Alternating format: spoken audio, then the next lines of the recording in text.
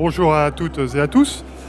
Aujourd'hui, on est là pour vous parler des croquants d'hier et des croquants d'aujourd'hui. Alors, croquants et croquantes, il ne s'agit pas de biscuiterie, pour ceux qui auraient pas compris. Il s'agit en fait des mouvements de protestation qui ont touché le monde rural dans le passé, qui aujourd'hui le touchent encore. Et pour essayer de décrypter un petit peu ces analyses, on va faire appel au passé avec, à ma droite, Jean-Marc Morisseau. Jean-Marc Morisseau qui est un historien, spécialiste du monde rural. Il enseigne à l'université de Caen. C'est aussi un spécialiste du loup, au sujet sociétal qui concerne particulièrement le monde agricole. Et puis il vient justement d'achever un ouvrage volumineux, un travail de fourmi, qui analyse un petit peu les mouvements, pas seulement les mouvements, mais aussi la vie dans les campagnes au cours de 2 siècles, on va dire de la fin de la guerre de 100 ans à la fin de la guerre de 30 ans. À ma gauche, Eddy Faugier. Eddy Faugier, c'est, on va dire, le présent, pour résumer, un politologue qui analyse, qui enseigne, qui analyse les mouvements protestataires sous toutes leurs formes, des mouvements qui peuvent démarrer avec les zadistes, en passant par les gilets jaunes, et puis ces mouvements dont on a entendu parler ces derniers temps, qui concernent la cause animale, le bien-être animal. Il vient d'ailleurs de réaliser un ouvrage que je vous présente à l'écran, un ouvrage qui vient de sortir avec la fondation Fondapol. Alors l'idée, c'est de faire se matcher le passé et le présent. Et je vais commencer par poser une question à Jean-Marc Morisseau, à l'historien.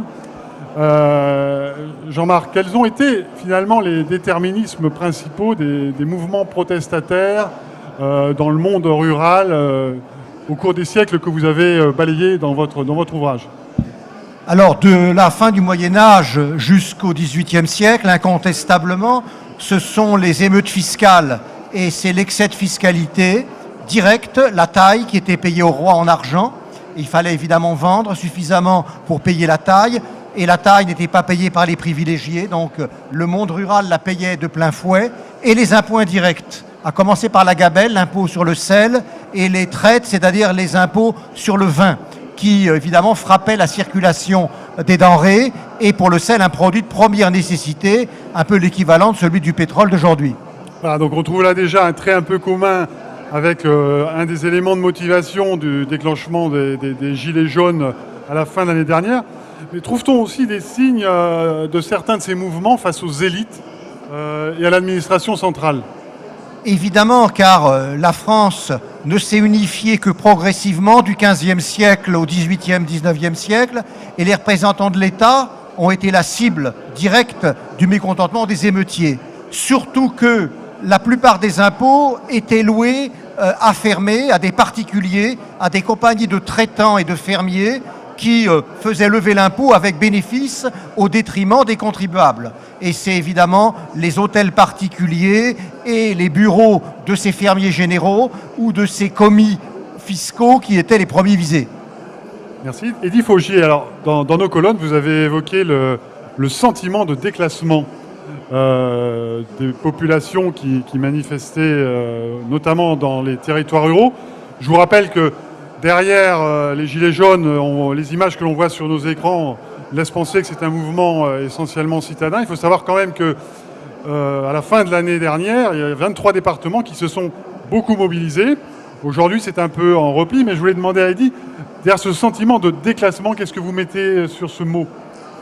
Effectivement, les analyses qui ont pu être faites des motivations des Gilets jaunes, c'est ce sentiment à la fois de relégation sociale et territoriale. Alors, ce n'est pas le cas pour le monde rural et la plupart du temps, en tout cas pour les agriculteurs, parce qu'eux vivent dans ce monde rural, ils n'ont pas le sentiment de relégation territoriale, mais il y a ce sentiment, effectivement, selon lequel l'État les délaisse un petit peu, avec la fermeture des services publics, la fermeture de la poste, la fermeture d'un certain nombre de services de proximité.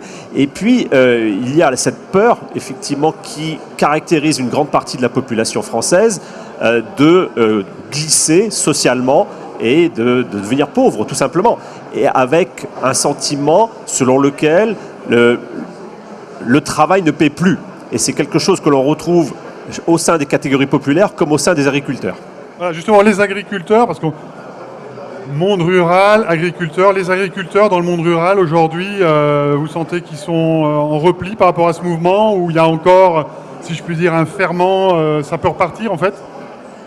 On a peu d'éléments pour essayer de comprendre le rôle des agriculteurs par rapport à ce mouvement. Effectivement, ils sont assez peu visibles. On les voit peu le samedi dans les manifestations. En tout cas, c'est pas marqué dessus que c'est un agriculteur lorsqu'il manifeste avec son gilet jaune. Parmi les leaders des gilets jaunes, il n'y a pas nécessairement d'agriculteurs. En revanche, quand on regarde notamment une enquête publiée par l'IFOP la semaine dernière, on voit que 33% des agriculteurs se sentent gilets jaunes. Alors, on peut considérer que c'est beaucoup ou pas beaucoup. En proportion, c'est la profession qui se sent le plus gilet jaune. Les ouvriers, c'est 31%. Donc, entre la perception que l'on a, notamment avec les manifestations du samedi, et les chiffres dont on dispose, on peut considérer que les agriculteurs sont partie prenante de ce mouvement. Jean-Marc Morisseau, autrefois, la population agricole et rurale était forcément majoritaire dans le pays, mais était-elle pour autant plus entendue? Puisqu'aujourd'hui, vous savez qu'elle représente de l'ordre de 3,5 à 3,6% de la population. Qu'en était-il? Alors, ça dépend des époques. À la fin du Moyen-Âge, au XVe siècle et au XVIe siècle, elle était très peu entendue, puisque très peu alphabétisée, et il n'y avait pas de réseaux sociaux, évidemment. L'imprimerie commençait juste à se développer. En revanche, au XVIIIe siècle, là, avec le développement de la presse, de la sociabilité, de l'alphabétisation, de la culture, des échanges, effectivement, le monde rural est de plus en plus entendu. Et il pèse très lourd. 85% de la population française est rurale en 1760. On peut considérer qu'il y a 20 à 21 millions de ruraux, ce qui est considérable. Et là, effectivement, les mots d'ordre venant de Paris sont repris ou contestés dans les campagnes très largement. Alors Eddy, quel est selon vous le trait sociologique commun? On parlait tout à l'heure du sentiment de déclassement, des gilets jaunes ou apparentés de cette France que nous, on a qualifiée du diagonale du vide. Je dirais que l'un des éléments communs dans ce mouvement des Gilets jaunes, c'est le sentiment d'être les perdants de l'évolution économique, sociale et même culturelle. Et avec cet étalement territorial et urbain. Et donc d'avoir pâti des politiques qui avaient été menées pendant plusieurs décennies et qui convergent aujourd'hui dans cette détestation des élites et du système, entre guillemets, qui est censé être incarné par Emmanuel Macron. C'est l'un des éléments qui est d'ailleurs assez commun avec une partie du monde agricole qui se sent en partie délaissée par le gouvernement, qui se sent un petit peu méprisé à travers cette notion d'agribashing qui est assez à la mode sur ce salon. Et c'est à mon avis aussi l'un des éléments qui rapproche le monde agricole, le monde rural en partie des Gilets jaunes. Oui, la détestation de l'administration semble être un trait fédérateur qui traverse toutes les époques. Dans votre livre, Jean-Marc, on parle des malheurs causés par la croissance de l'État. Vous avez, je crois, l'exemple du mouvement initié par Jacques Bonhomme. C'est un gilet jaune avant l'heure, Jacques Bonhomme. En quelque sorte, encore que Jacques Bonhomme s'en prend d'abord aux seigneurs également. On a parlé de révolte contre l'impôt, c'est capital. Il y a également les révoltes contre les dominants localement, c'est-à-dire les seigneurs qui prélèvent également des taxes en dehors, finalement, du roi.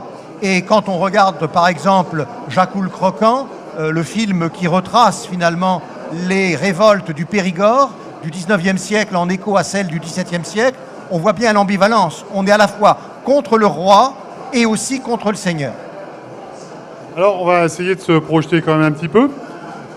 Pour vous, Eddy, la cassure que l'on a pu évoquer entre cette France rurale et cette France urbaine dite des privilégiés, comme on parlait des seigneurs qui avaient des privilèges, est-ce qu'elle vous paraît réparable? Elle est assez profonde et on voit bien, en gros, entre le haut et le bas de la société, il y a un certain nombre d'incompréhensions réciproques d'ailleurs. Le haut de la société a du mal à comprendre le bas, comme le bas a du mal à comprendre le haut. Et on voit bien que les tentatives de dialogue ou des mains tendues des uns et des autres, via par exemple le grand débat national, ça ne prend pas nécessairement, en tout cas, sur la frange des Gilets jaunes qui refusent de tout compromis avec les élites. Donc, sans doute qu'aujourd'hui, le lien entre les deux, ce sont les néo-ruraux. effectivement ces citadins qui ont décidé plus ou moins contraints de quitter la ville pour s'installer à la campagne. Ça crée quand même des tensions avec les agriculteurs parce que très souvent, ces néo-ruraux sont dominants au sein des conseils municipaux des petites villes ou des villages. Mais je pense que c'est du côté de ces néo-ruraux et de cette meilleure compréhension par le monde citadin du monde agricole et sans doute aussi par les agriculteurs du monde citadin qu'on pourra au moins avancer en la matière. Jean-Marc, vous, votre vision sur le possible raccord entre le monde rural et puisque vous travaillez beaucoup sur les sociétés rurales à la Maison des sciences rurales de Caen, comment vous voyez un peu la réconciliation dans le pays s'opérer? Elle n'est pas facile. Et moi qui travaille sur une autre question également, la question du loup, je vois aussi les incompréhensions mutuelles. Selon qu'on est vraiment concerné directement ou pas par un problème, la position est très différente. Le degré de sympathie qu'on peut avoir à l'égard d'un objet ou d'un animal peut être extrêmement différent selon son éloignement ou sa proximité par rapport à l'enjeu. Là, en ce qui concerne les gilets jaunes, je pense qu'effectivement, il y a un certain nombre d'inégalités qui sont devenues insupportables dans une société qui est considérée comme une société de prospérité depuis maintenant 40 à 50 ans. Et il faut nécessairement assurer un véritable compromis social qui permette à chacun de se sentir heureux. Et à mon avis, cela va supposer du temps, car il y a des résultats qui peuvent arriver à court terme, bien entendu, mais d'autres qui ne pourront arriver qu'à moyen ou à long terme. Très bien, écoutez, merci. Je crois qu'on va essayer de réconcilier le monde de la campagne et le monde des villes, et ce salon est le bon exemple.